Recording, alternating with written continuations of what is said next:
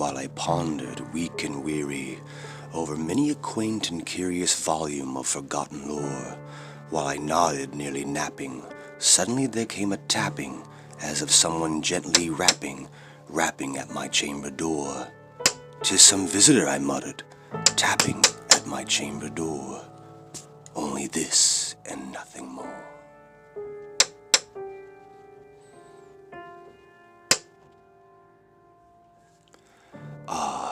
Distinctly I remember it was in the bleak December, and each separate dying ember wrought its ghost upon the floor.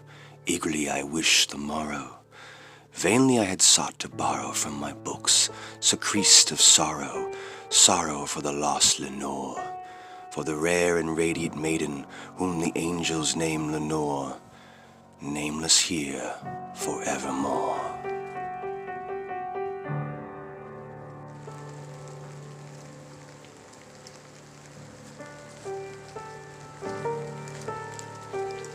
And the silken, sad, uncertain rustling of each purple curtain thrilled me, filled me with fantastic terrors never felt before, so that now, to still the beating of my heart, I stood repeating, "'Tis some visitor, entreating entrance at my chamber door. Some late visitor, entreating entrance at my chamber door. This it is, and nothing more."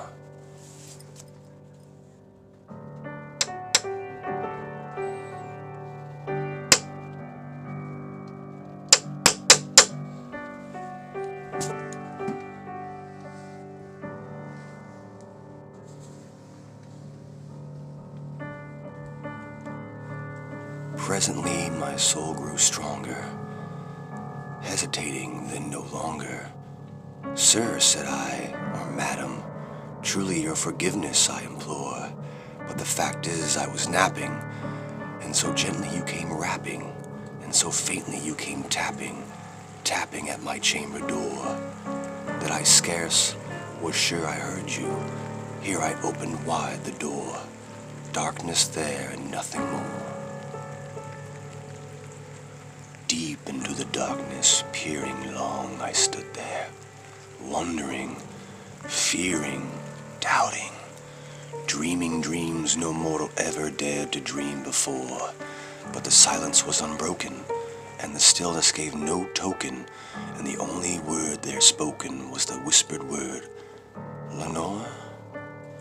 This I whispered, and an echo murmured back the word, "Lenore, no, merely this and nothing more."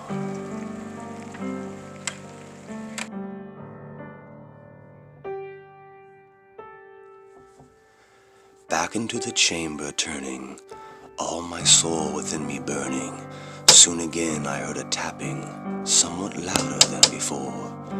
"Surely," said I, "surely that is something at my window lattice. Let me see then what threat is, and this mystery explore. Let my heart be still a moment, and this mystery explore. 'Tis the wind and nothing more."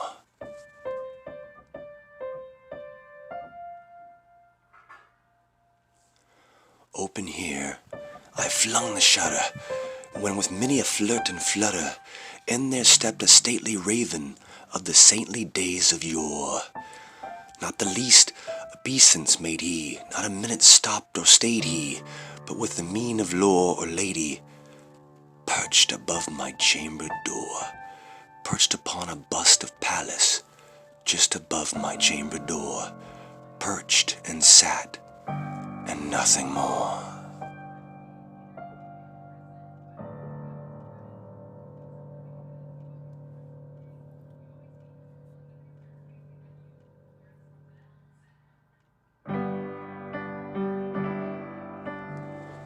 Then this ebony bird, beguiling my sad fancy into smiling, by the grave and stern decorum of the countenance it wore, "Though thy crest be shorn and shaven, thou," I said, "art sure no craven?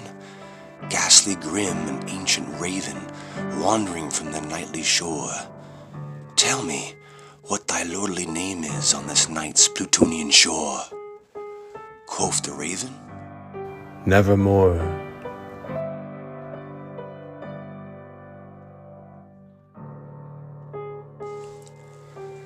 Much I marveled this ungainly fowl, to hear discourse so plainly, though its answer little meaning, little relevancy bore. For we cannot help agreeing that no living human being ever yet was blessed with seeing bird above his chamber door.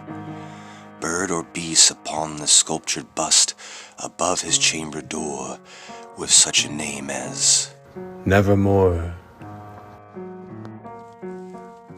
But the raven, sitting lonely on the placid bust, spoke only that one word, as if his soul in that one word he did outpour.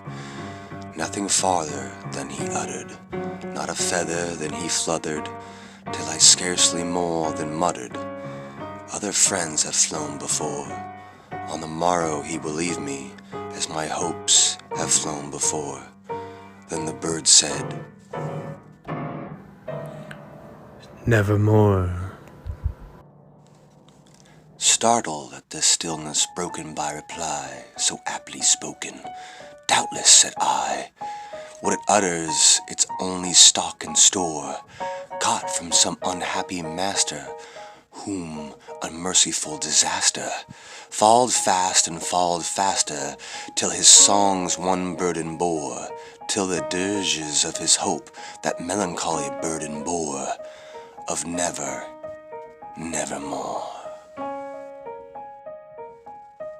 But the raven still beguiling all my fancy into smiling, straight I wheeled a cushioned seat in front of bird and bust and door.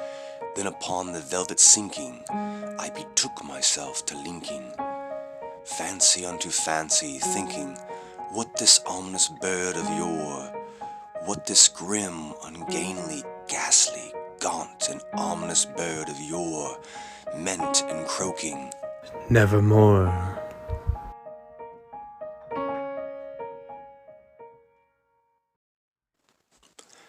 This I sat engaged in guessing, but no syllable expressing to the fowl whose fiery eyes now burned into my bosom's core. This and more I sat divining, with my head at ease reclining, on the cushion's velvet lining that the lamplight gloated o'er, but whose velvet violet lining with the lamplight gloating o'er, she shall press, nevermore.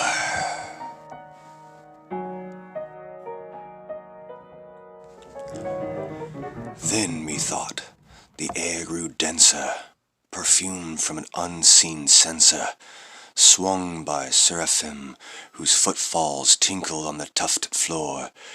Wretch, I cried, thy God hath lent thee, by these angels he hath sent thee, respite, respite, and nepianth from thy memories of Lenore. Quaff, oh quaff, this kind of nepenthe, and forgot this lost Lenore. Quoth the raven, Nevermore.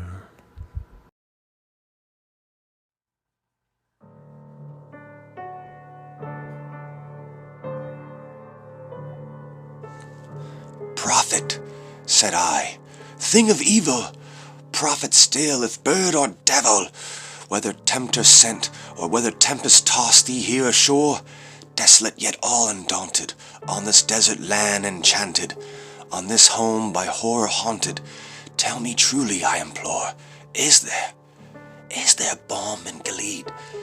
Tell me, I implore. Quoth the raven, Nevermore.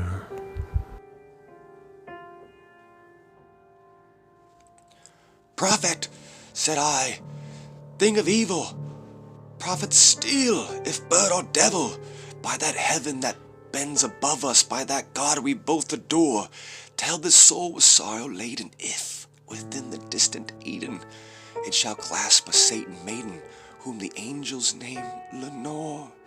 Clasp a rare and radiant maiden, whom the angels name Lenore. Quoth the raven, Nevermore. be that word our sign of parting. Bird or fiend, I shrieked, upstarting, get thee back into the tempest and the night's Plutonian shore. Leave no black plume as a token of that lie thy soul hath spoken. Leave my loneliness unbroken. Quit the bust above my door. Take thy beak from out my heart, and take thy form from off my door. Quoth the raven, nevermore. And the raven, never flinting, still is sitting on the pallid bust of Pallas just above my chamber door. And his eyes have all the seeming of a demon's that is dreaming, and the lamplight o'er him streaming throws his shadow on the floor. And my soul from out that shadow that lies floating on the floor shall be lifted